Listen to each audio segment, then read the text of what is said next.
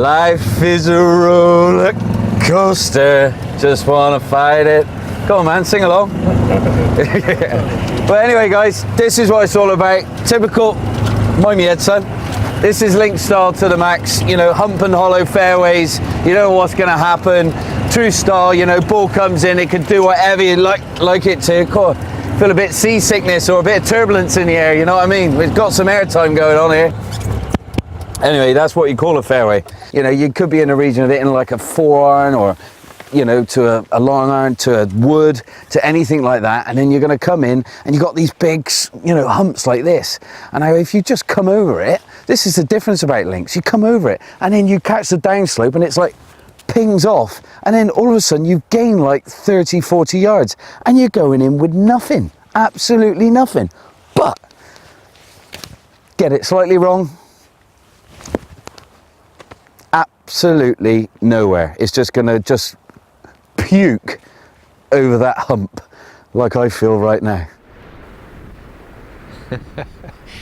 Yes, lovely use of words there, John. Interesting stuff.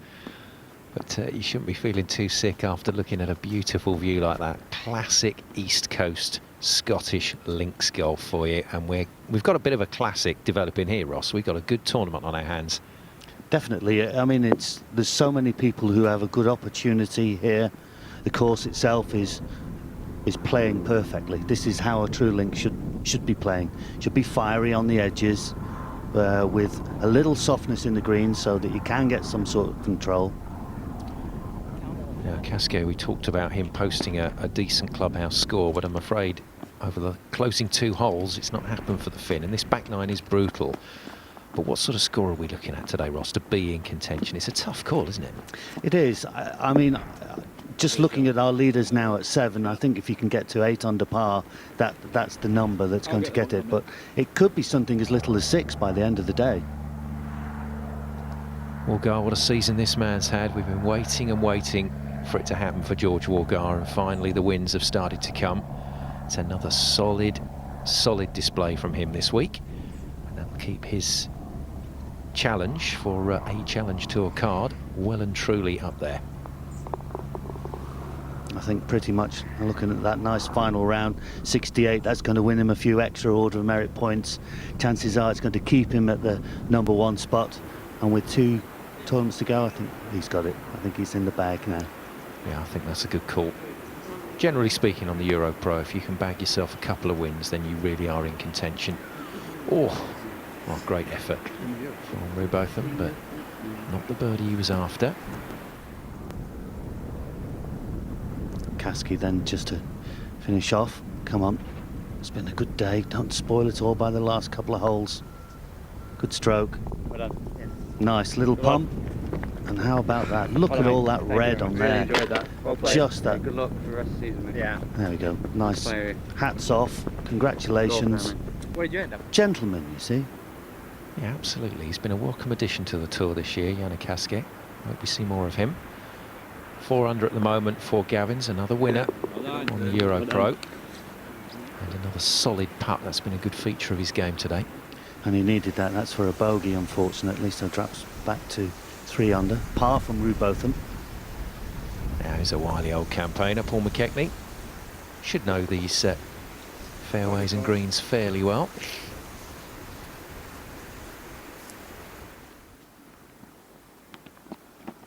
Oliver Farr then now on 8, 2-shot lead.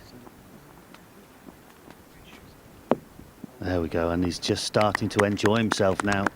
The greens he was missing now, with that comfortable position, now he can just relax a little more, let his game do the talking.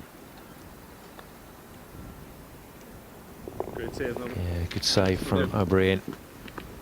Classic on the front 9, not so good on the back, but the Irishman just about holding on to a score. Zell just to that left-hand bunker. Well played. Oh. Well played. Good shot, Steve. Yeah, the gallery following this one. A few locals will be happy to express an opinion, and they like that one. Yes, it was right up the face, and he had to give that a real heave to get that up by the flag.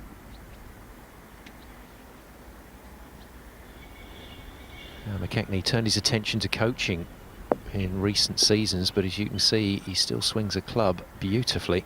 Does indeed, and of course one early on in the season, Moray, wasn't it? Par putt then for Zell. And unfortunately, it's just pace and line kept that one out, I'm afraid. I was looking at that, wondering what he was lining up on. I don't think we saw that one. When I look at James Moore and he stands over the ball, sometimes I'm seeing almost like a Gonzalo Fernandez Castaño look-alike. I like my look-alikes. You do like your looky-likeys. He's got a good game though. You sound like a wine critic with a hint of this and a hint of that and just a splash of. A whoosh of heather. Now then, far. Chance to go to 8 under the card, but I think that part just underlines the confidence that he's playing with at the moment. There was nothing tentative about that at all. But maybe hasn't squeezed what he would like to out of the front 9. That's a fair comment, that, because some tougher holes to come on the back 9. Kechny. Good stroke. Yeah, we'll try and keep you in touch with how things do change when you reach the turn here at Montrose. But it's a very different feel to the 9 going back to the clubhouse. It really starts from the 9th inwards, Simon. Oh, how about Goodness that? me. Well, he's put a few of those in today. Big smile from the Yorkshireman.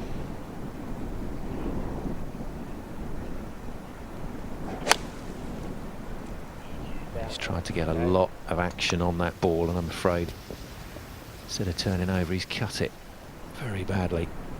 I think he's got away with it. He's managed to miss the gorse. O'Brien finishing off what at some stage looked like it was going to be an awesome round of golf. Got it to what, 7 under through 10 holes. Yeah, I suppose those members will know what Montrose giveth, it taketh away on the way back to the clubhouse. The golfing rector tells me. There you go. Very colourful card, I think you can call that, from the Irishman. He's enjoyed his golf today, and we've enjoyed watching him play. Just a shame he couldn't keep it going on the back 9, but still a 67. A really good move up the leaderboard, gives him the chance to think about, well, you know, maybe in the next event I can move that form further on. Well, you were right, Ross. Rewbotham did get away with it. But unfortunately for him, he's not able to capitalise. What's on 11? I said how the course has changed. Just looking at the numbers, from 9 through to 18, 8 of the top 9 hardest holes on this last day are in this last 10 holes. So can you work that out? Did I say that right? Yeah, I think I'm still with you. So stroke indexes 1 to 8 are in these next 10 holes. And that is why we think all the action, all the drama is still to come here at the Eagle Orchid Scottish Masters. And Rewbotham having to take a bit of medicine there. Back to 4 under. Yeah, he did get a birdie on the 9th, but unfortunately he's given that straight back. Now Robinson, another amateur to have been successful on the EuroPro. Great putt from the man that was the first ever amateur to win a EuroPro event. We've had Watts, who won the Q School. Excellent action, very simple, unadulterated, just up and down, and looks like he's going to have to get up and down on 10. Yeah, a little bit more frustration for Farr. It was difficult to compare right to left, but again quite a simple swing from the big man Uzell. He's had his back problems over the years, as Steve, so modified some of his swing. Breeze just starting to get up a little bit now. Changing of the tide. Absolutely. Now, we've talked about amateurs winning on this tour before. Very good performance from this young man, Sam Binning. 5 under for the day. Unfortunately, as soon as the cameras arrive with young Sam, he misses one. Well, there'll be plenty more of that in his golfing career. Come Little on. push forward. Lovely Oh, exquisite. I think he and Steve Uzel feeding off each other very nicely today. Now James Watts with the tartan, trying to win a few home fans over today. But he won't win anyone over with that putt.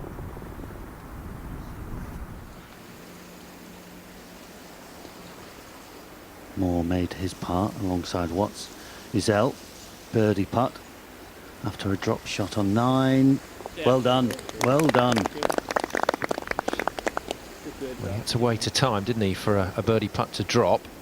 But now it's starting to happen for Uzel. Now Rebotham finds himself away from the fairway once again. Oh, he's punched that through, hasn't he? Little wisp of grass came up. And it's going to stay pretty much where he was. Yeah, when you get that long stuff, it can just climb the club face over. It wraps around the hosel and shuts the club face out. It looked like he had too little amount of loft. Yeah, and that's a pretty good tip as well. Don't be afraid to go in with a bit of loft into the fluffy stuff. Loft is your friend when you're playing in rough. Better lie there for his third shot. And he got some control as well, so there's a chance he can make his 4. Now Moore at 12. Been a bit of a putting machine today, as James Moore. Well, that's a devil of a read. Strangely enough, that's the same grip on the putter as the Spanish man with 3 names. He's actually got 5 names, you know. Oh, some crazy stuff. What up, Much more simple though, James Rebotham, just with the 2. Knocks that in for a very good save. Not how he envisaged playing that hole about 5 minutes ago. Now Robinson has since turned pro, since that win at Slaley Hall. Seems like we might see a little bit of this fella over the next couple of years. It's a really good start for his pro career. It's all very good experience for him, getting in the mix on the final days.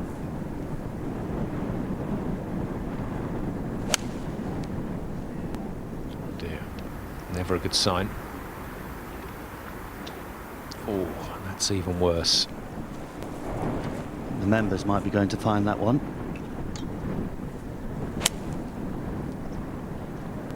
One of the difficulties is when you're in this light rough and you're trying to shape a ball, you can't, because you can't get the spin. And you can see there with his ball just came bounding through the green. Okay. With his L, he was trying to hit the low draw, and of course it's going to start right, but with no spin carries on. Sorry, starts left and he's going to carry on offline. We said the drama was going to start, didn't we? Oh, unlucky. Well, twice Sam Binning has been on camera, and twice I'm afraid it hasn't dropped for him. There's a lot of drop shots at 17, and that's destroyed what was a very good run indeed from the young Scotsman. Now James Rebotham. Beautiful sight from this tee. The town in the background, the steeple, 220 feet high, designed and built in 1832 by James Gillespie Graham. My turn for a bit of history. I mean, it's virtually visible from every hole on the golf course, isn't it? It dominates the town. Now Moore, definitely one of the names that you'd have in the mix at the moment for the win, especially considering where Farr is right now. Ugh, time for some imagination. Struck that so well. A super shot. Yeah. You could hear the noise of the club face meeting the ball and that hard pan path at exactly the same time. That was very good control. James Watts, unfortunately for him, bogey at the 12th, takes him back to 1 under. But that is a solid shot. 5th shot for Uzel. I think holes 13 and 15 are going to be the ones. 15th, the last par 5 on the course. You'll see that could be quite a crucial hole, because they're the only holes that you think are any real true chances left on the golf course. Yes, Uzel thankful that the gallery was there, as Ross suggested. Helped him with the ball hunt, but did need to take a drop, so Steve Uzel in trouble. James Rewbotham just overcooking that one as well. I think we've got so used to seeing these young players being very accurate from around the greens. Oh, he's rattled that one in. More confidence with the putter from the Welshman. Not bad from off the path. Road to victory. It could be, you know. It will be his first ever win after the heartbreak of missing out at Roe Allen Castle in the playoff with Mark Lasky. Oliver Farr, for a lot of people, they'd love to see him chalk one up for the season. Now, double bogey putt for Uzel. This is really important here for Steve, and that's well done. It's bad enough, but you don't want it getting worse. He's pretty much out of it now, unfortunately, Steve. He's back to 1 under par.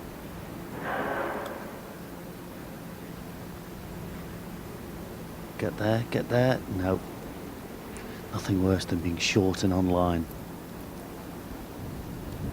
Well, there is. Short and offline, I suppose. At least you got one thing right.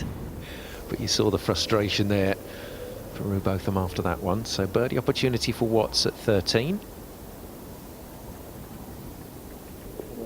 Yeah, rolls it in, takes him to 2 under, and that means that he will feature on this leaderboard. We've got a couple of guys in the clubhouse on that 2 under score, but really it's all happening out there at 7, 6 under. Farr leading more for the moment. McKechnie with a birdie at 15 puts himself in the mix in 3rd. More to come after the break.